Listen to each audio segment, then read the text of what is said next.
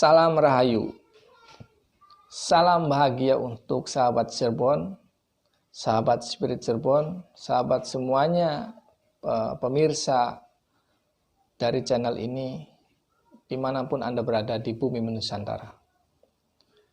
Salam juga untuk semuanya dari golongan Islam, Kristen, Hindu, Buddha, Konghucu, dan lain sebagainya.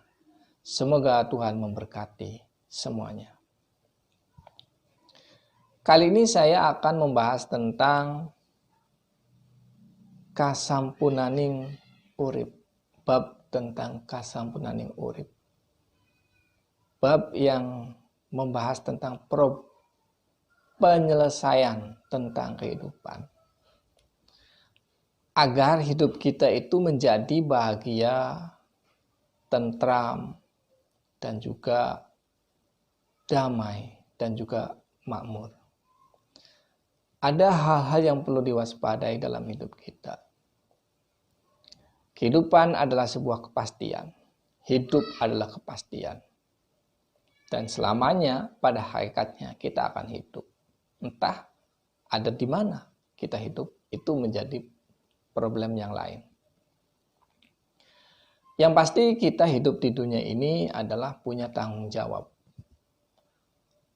Punya tanggung jawab bukan hanya pada diri kita sendiri, tetapi juga untuk orang lain atau pihak lain. Manusia hidup tidak sama dengan binatang yang hanya mementingkan makan, tidur, dan juga membuang kotoran. Tetapi manusia hidup untuk menyelesaikan dirinya dalam kehidupannya, tetapi juga hidup untuk pihak lain yang dapat memakmurkan bumi dan juga semesta. Ada beberapa poin yang perlu diwaspadai dalam hidup kita agar kita bisa bahagia. Pertama adalah waspadalah pada rasa penyesalan yang berkelanjutan. Umumnya manusia punya pengalaman-pengalaman masa lalu, punya hidup di masa lalu, dan kehidupan masa lalu itu akan selalu mempengaruhi kehidupan kita di masa sekarang dan juga yang akan datang. Kehidupan masa lalu bukan sesuatu yang buruk. Kehidupan masa lalu adalah sesuatu yang memang kita pernah jalani.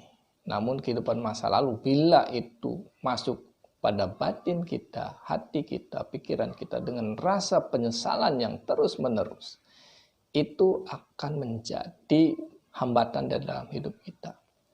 Hambatan ini bukan sekedar hambatan persoalan karir, bukan hanya hambatan pada persoalan kehidupan bisnis, kemakmuran dan sebagainya. Namun juga hambatan ini juga akan berkorelasi atau berhubungan dengan hambatan yang bersifat spiritual. Para pejalan dan pelaku spiritual juga akan mengalami hambatan yang sama dengan kasus yang sama.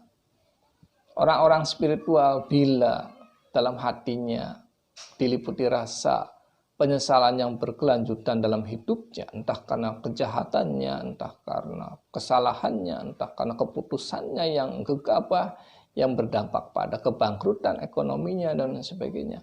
Itu adalah bentuk-bentuk yang mempengaruhi jiwa seseorang sehingga timbul rasa penyesalan yang begitu mendalam yang tidak habis-habisnya. Dan menjadi traumatik dan akan teringat terus-menerus. Ini juga menjadi problem di dalam para pejalan spiritual. Para pejalan spiritual akan sulit mendapatkan pencerahan ketika kondisi batiniahnya seperti ini, kondisi pikirannya seperti ini. Di dalam dunia usaha juga sama. Oleh karena itu, putuskanlah bahwa masa lalu itu adalah bagian dari hidup kita yang harus kita terima.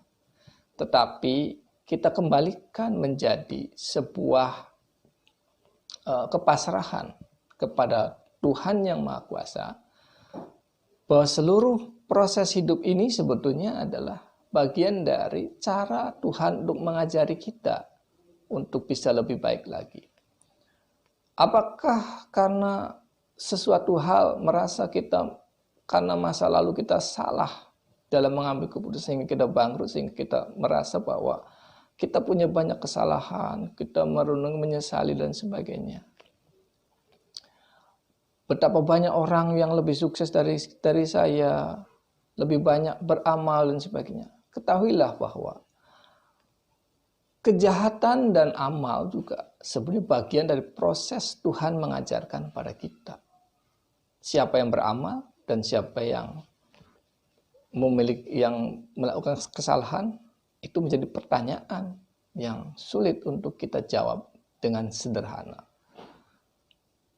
Apakah orang yang beramal itu adalah manusia yang diberikan kebebasan untuk banyak beramal?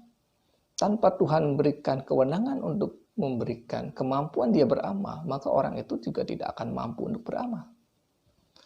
Tanpa Tuhan berikan kemampuan pada seseorang untuk melakukan kesalahan, maka dia juga tidak akan mampu untuk melakukan kesalahan. Sama. Namun kenapa Tuhan berikan kewenangan untuk melakukan hal itu? Itu juga karena korelasi terhadap tindakan kita masa lalu.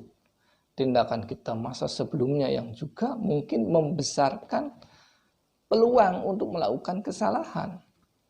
Nah, itulah yang harus kita selesaikan, bahwa rasa penyesalan itu kita harus bisa hilangkan, karena bila kita dalam hidup kita memperbesar rasa penyesalan, itu akan berkontribusi negatif atau berkontribusi pada peluang kita untuk melakukan kesalahan yang sama atau bentuk-bentuk kesalahan lain yang akan menimbulkan penyesalan berikutnya.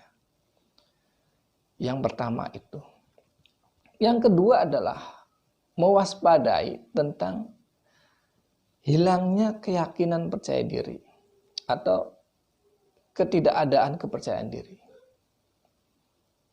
Orang yang terombang-ambing oleh pendapat orang lain, maka dia akan kesulitan untuk memutuskan mana yang paling tepat untuk dirinya. Dan dalam dimensi spiritual, orang yang tidak percaya diri itu adalah orang yang ingkar terhadap Tuhannya. Saya ulangi kembali. Orang yang tidak percaya diri itu adalah orang yang ingkar terhadap Tuhannya. Oleh karena itu, dalam pandangan spiritual, kepercayaan diri itu adalah mutlak untuk menjamin atau masuk pada gerbang kesuksesan seseorang. Maka yakinlah pada diri kita sendiri bahwa kita mampu. Yakinlah pada diri kita sendiri bahwa kita bisa untuk melakukan sesuatu. Jangan pandang remeh diri kita. Bukan berarti kita tidak mau mendengar orang lain. Bukan berarti kita mengabaikan setiap pendapat orang lain. Pendapat orang lain, pendapat dari luar, itu kita terima. Sebagaimana kehidupan kita di dunia, kita berrelasi dengan banyak orang, kita berrelasi dengan semua orang, pasti memberikan masukan-masukan yang banyak. Tetapi semua itu kita yang memutuskan, kita yang menentukan mana pendapat yang paling baik menurut kita, menurut kemampuan kita dan menurut jiwa kita yang berbicara untuk bisa menyelesaikan persoalan itu. Yang keempat adalah kehilangan mimpi atau harapan. Umumnya orang memandang mimpi itu sesuatu yang irasional. Mimpi dalam hal ini adalah mimpi di dalam benak seseorang untuk menginginkan sesuatu yang lebih besar, lebih baik. Bermimpilah dan berharaplah yang lebih besar. Karena harapan itulah yang membuat peta jalan Anda, peta jalan kita untuk bisa menciptakan sesuatu yang kita inginkan. Tanpa ada harapan, tanpa ada mimpi yang dibesarkan oleh diri kita, tidak ada sketsa di dalam hidup kita untuk masa depan. Harapan itu melampaui fisik, harapan itu melampaui hal yang rasional. Oleh karena itu, harapan itu lebih kuat, lebih meliputi dari hal-hal rasional yang kadang terbatasi oleh kemampuan pengetahuan kita.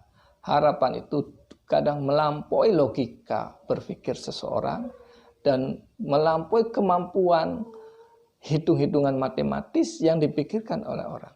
Maka berharaplah itu menjadi kekuatan yang sangat kuat di dalam kesuksesan kita. Baik kesuksesan bersifat kemakmuran duniawi maupun kesuksesan di dalam perjalanan spiritual. Yang keempat adalah jangan menggantungkan kepercayaan pada hal-hal yang bersifat fisik. Umumnya kita itu menggantungkan kepercayaan kita, keyakinan kita pada hal yang bersifat fisik. Wah, saya punya banyak harta, saya bisa untuk kecil untuk menyelesaikan persoalan itu karena saya punya kemampuan banyak. Kemampuan harta yang besar untuk menyelesaikan itu. Saya punya banyak uang untuk bisa menyelesaikan itu. Saya punya bodyguard yang bisa menjaga saya dan sebagainya. Itu adalah kepercayaan yang bersifat physically. Namun, physically itu memiliki sifat yang mudah berubah. Physically itu adalah memiliki sifat yang mudah hancur. Bila Anda menggantungkan kepercayaan yang berlebihan pada hal yang bersifat fisik, maka tunggu saja suatu saat Anda punya kekecewaan dalam dunia fisik tersebut. Oleh karena itu, di dalam dunia spiritual, kepercayaan itu harus digantungkan pada keyakinan yang mungkin dianggap abstrak oleh hal yang rasional, tetapi keyakinan pada Tuhan, keyakinan pada Gusti, bahwa Gusti punya kekuatan yang maha dahsyat untuk bisa menyelesaikan itu. Kalau kita menggantungkan kepercayaan dan keyakinan itu kepada uang, seolah-olah kalau kita tidak punya uang, pasti orang itu akan mengalami down, mengalami satu kefrustasian, mengalami suatu stres yang dalam dan tidak bisa melakukan apa-apa. Karena hal yang dia yakini tidak ada. Tapi keyakinan bahwa hal fisik itu bisa kita kuasai dan menjadi hamba kita untuk bisa menyelesaikan persoalan hidup kita, maka step atau langkah Anda itu sudah tepat di dalam proses mendapatkan kesuksesan, kebahagiaan, kemakmuran, dan laku spiritual dalam hidup Anda. Itu poin-poin utama yang hendak saya sampaikan dalam tema kali ini. Semoga hal ini bermanfaat untuk Anda, hidup Anda, perenungan Anda dalam perjalanan laku spiritual Anda. Dan mari sama-sama untuk bisa belajar bersama. Karena dalam proses spiritualitas, proses mencapai kesuksesan itu adalah dilakukan dengan proses belajar yang tidak berkesudahan. Dan bisa jadi dari berbagai sumber yang bisa kita terima, karena itu adalah tanda-tanda dari Tuhan yang Maha Kuasa.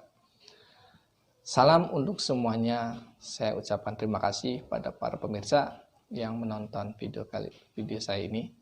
Saya ucapkan rahayu, rahayu, rahayu.